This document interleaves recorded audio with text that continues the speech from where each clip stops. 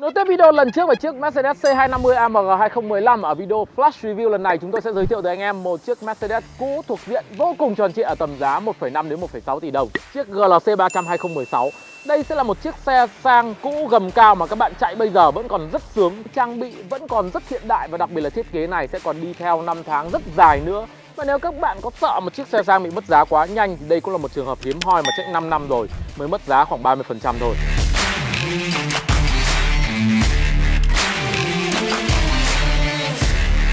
Với chiếc Mercedes GLC thì tôi tin đây là một mẫu xe đã quá phổ biến rồi. Chúng ta sẽ không cần phải bàn quá nhiều về những cái thiết kế nội ngoại thất nữa, mà tôi sẽ tập trung ngay vào những điểm mà được coi là nổi bật thôi. Đây là một mẫu xe mà tôi gọi rằng nó sẽ có tuổi thọ rất lâu, vì các bạn biết rằng vào năm 2016 Mercedes mới chính thức từ bỏ những cái lối thiết kế cổ điển vuông vức của họ để theo đuổi cái kiểu thiết kế mới, mềm mại, nhiều đường cong hơn. Và như thế thì mẫu xe này sẽ còn rất lâu nữa mới lỗi mốt. Điểm thứ hai đó là chiếc GLC thực ra là mẫu xe kế nhiệm của chiếc GLK, và đây chính là thế hệ đầu tiên. Các bạn có một phiên bản facelift diễn ra vào năm 2019, và theo thông lệ thì khoảng 3 đến 5 nữa cơ các bạn mới có một thế hệ GLC thứ hai. Như vậy là tiếp tục còn lâu mới lỗi mốt.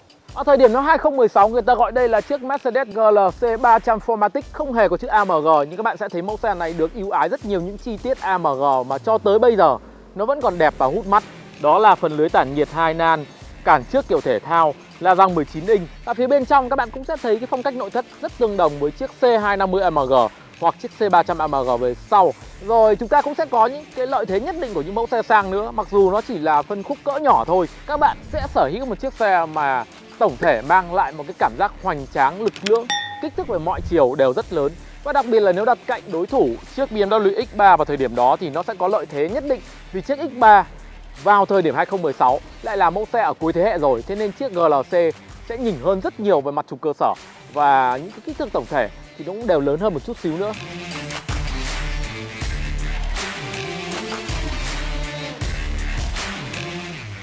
Dù là một mẫu xe vô cùng quen thuộc nhưng ta vẫn nên dành một ít phút để nói về lòng mềm của chiếc GLC 300 2016. Và đây điểm đầu tiên mà các bạn sẽ được khi mua mẫu xe này đó là so sánh với chiếc X3 28i cùng thời thì động cơ của nó mạnh hơn về mặt giấy tờ. Sau đó là phong cách nội thất, rõ ràng là đây chúng ta có một cái kiểu nội thất nó sang trọng đẹp mắt hơn hẳn so với cái kiểu đơn giản của chiếc X3 thời đó. Một điểm hơi đáng tiếc thôi là mặc dù tổng thể rất giống với chiếc C300 AMG nhưng các bạn sẽ không có vô lăng AMG ở đây. Bên cạnh đó thì các bạn sẽ vẫn có một sự tròn trịa nhất định so với chính chiếc GLC cao cấp nhất bây giờ. Tức là sao? Về mặt chất liệu thì bên này cũng là da Arico, một vài bề mặt gỗ sần đen, rồi một vài trang bị được coi là high-end, ví dụ như bộ loa Burmester, cửa sổ trời toàn cảnh. Một vài các trang bị cao cấp khác thì không hẳn là bị thua kém quá nhiều đâu, ví dụ hệ thống treo khí nén tự động thích ứng Air Body Control, hệ thống đèn phía trước thì không phải là multi beam nhưng nó cũng là high beam assist, rồi hệ thống Dynamic Select ở đây cũng vô cùng hữu hiệu. Bên cạnh đó thì các bạn còn có cả khả năng tự động đỗ xe và tự động phanh khẩn cấp nữa. Vậy là điểm qua về mặt cấu hình, trang thiết bị, thiết kế rõ ràng là không bị vênh nhiều. Vậy câu hỏi cuối cùng được đặt ra là liệu chạy nó có bị thua kém nhiều so với GLC bây giờ hay không? Chúng ta buộc phải nổ máy.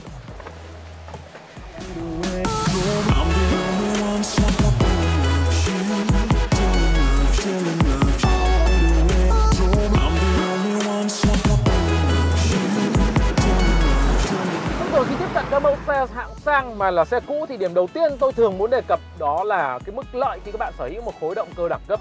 Khối động cơ của các mẫu xe sang các bạn có thể thấy là nó thông thường sẽ tạo ra một cái công suất đầu ra lớn hơn rất nhiều so với những cỗ máy thuộc phân khúc xe bình dân và cùng dung tích.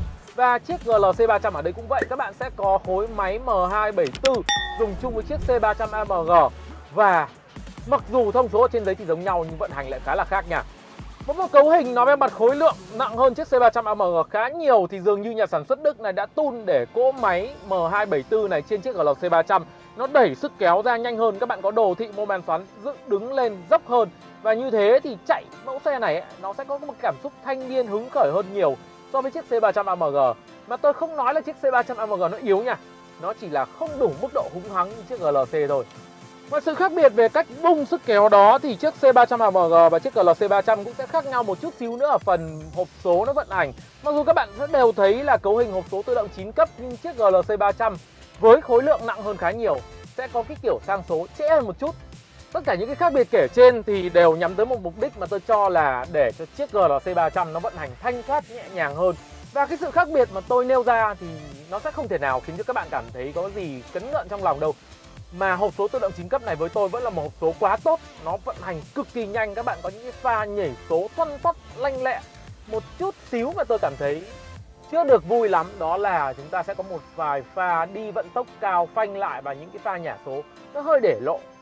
Khối động cơ dùng chung giữa hai chiếc xe với tôi đều là mang lại một cái hiệu năng dư dả sức mạnh, nhưng các bạn sẽ có những cái niềm vui rất là khác nhau khi chạy hai mẫu xe này, chạy chiếc C300 AMG và chiếc GLC 300. Chiếc C300 AMG sẽ là một chiếc xe gầm thấp và nó có một cái mức độ nhanh theo kiểu tĩnh lặng êm ái nhiều hơn là cái kiểu hồi hộp của chiếc GLC. Ở trên chiếc C300 AMG để tạo ra được những cái pha tim đập nhanh, các bạn buộc phải là một người lái chạy rất hung hăng. Còn với chiếc GLC 300 thực ra các bạn sẽ không cần phải đi quá nhanh đâu, không cần phải đạp quá tốc, chỉ cần vận tốc chung khoảng 5-60 km/h, lúc đấy các bạn đã cảm nhận được mức độ thỏa mãn của một chiếc xe khối lượng nặng, treo tốt và máy dư dả. Chúng ta cảm nhận được những cái độ dập dềnh nhất định của vận tốc và các bạn biết rằng ở dưới chân chúng ta là rất nhiều sức mạnh.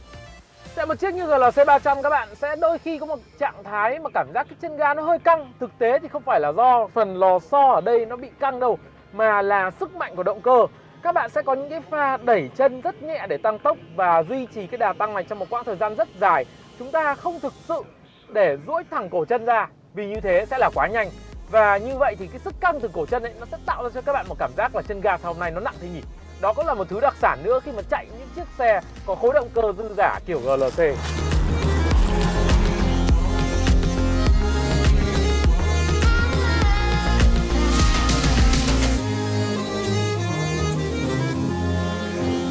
Với chiếc GLC 300 2016 các bạn sẽ có một hệ thống treo khí nén có khả năng thích ứng được gọi là Air Body Control.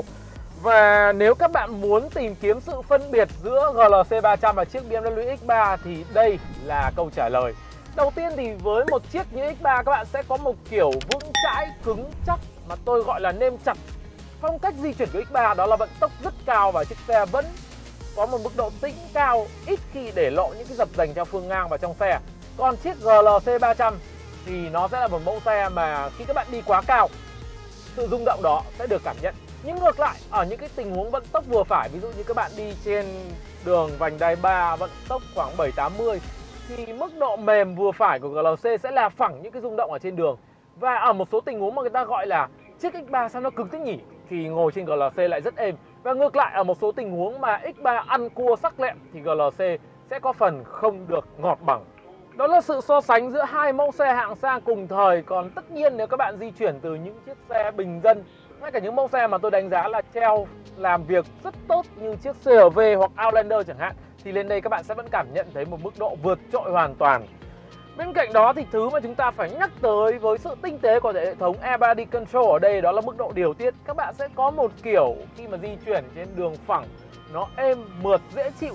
Nhưng ngay lập tức khi các bạn ăn một khúc cua theo một phong cách vồ vào cua thì hệ thống treo sẽ siết lại đủ vững để các bạn đi qua đó, mà mức độ nghiêng chân xe là rất thấp, gần như là một khúc cua cuối đường cao tốc với vận tốc 7-80 km/h, ít khi đẩy những người ngồi trong xe lệch về một bên. Để tổng kết một cách rất là ngắn gọn thì với tầm giá khoảng 1,5 đến 1,6 tỷ đồng với thời điểm cuối năm 2021, các bạn sẽ có một cái trải nghiệm mà tôi tin nó sẽ là một chân trời rất khác biệt so với những chiếc xe bình dân giá khoảng 1,2 tỷ, 1,3 tỷ. Và tất nhiên là những cái giá trị tốt này nó sẽ còn được duy trì trong rất nhiều năm nữa. Những mẫu xe hạng sang với cỗ máy, những cái công nghệ đỉnh cao nhất ở thời điểm nó ra mắt thì sẽ còn phục vụ được các bạn tốt trong nhiều năm liền.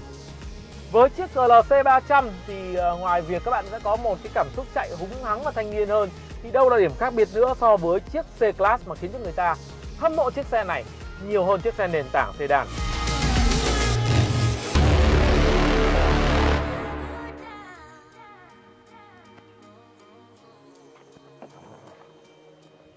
Điểm được quá lớn của chiếc GLC 300 so với chiếc C300 đó chính là không gian. Các bạn sẽ có một hàng hai ngồi thoải mái hơn rất nhiều.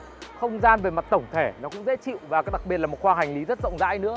Để nói về sự đánh đổi khi sở hữu một chiếc xe cũ như chiếc GLC 300 2016 đang đứng ngay cạnh tôi đây, thì điểm đầu tiên mà các bạn cần phải lưu ý đó là chi phí vận hành. Bạn không thể nào đòi hỏi một chiếc xe sung sướng, động cơ mạnh, nhiều option mà chi phí nó lại rẻ được. Nó sẽ rơi vào đâu đấy khoảng 20 triệu cho 1 vạn km lăn bánh nếu các bạn sử dụng đầu ngoài. Và nếu không sử dụng ngay thì cứ để đấy khoảng 4-5 vạn cộng vào dùng một lần. Còn điểm được thì rõ ràng là quá lớn rồi. Các bạn có một chiếc xe vận hành quá sức mạnh mẽ, tất cả những cái công nghệ của nó vẫn còn rất thời thượng. Và vẻ ngoài này thì còn lâu nữa mới lỗi mốt. Nhưng điểm mất tiếp theo mà rất nhiều người sẽ e ngại đó là sự mất giá. Tất cả những cái hàng hóa mang tính chất xa xỉ nó đều mất giá rất nhanh, và đây sẽ là thứ mà các bạn buộc phải chấp nhận nếu tiếp cận những cái bài toán xe sang cũ như chiếc GLC 300. Vừa rồi là một video flash review rất nhanh với chiếc Mercedes GLC 300 2016 và rất hy vọng là mang tới cho anh em những cái nhìn thực tế, gần gũi và chính xác nhất, mặc dù trong một cái khuôn khổ rất là nhanh thôi, về chiếc GLC 300. Và mong là các bạn cũng đã có một cái quyết định cho mình xem liệu bản thân mình có chấp nhận được sự đánh đổi khi đến với những chiếc xe sang cũ như chiếc GLC 300 ở đây hay không. Rất cảm ơn các bạn đã dành thời gian theo dõi và nhấn nút chia sẻ nếu các bạn cảm thấy thú vị. Hẹn gặp lại anh em ở một video tiếp theo của GearUp.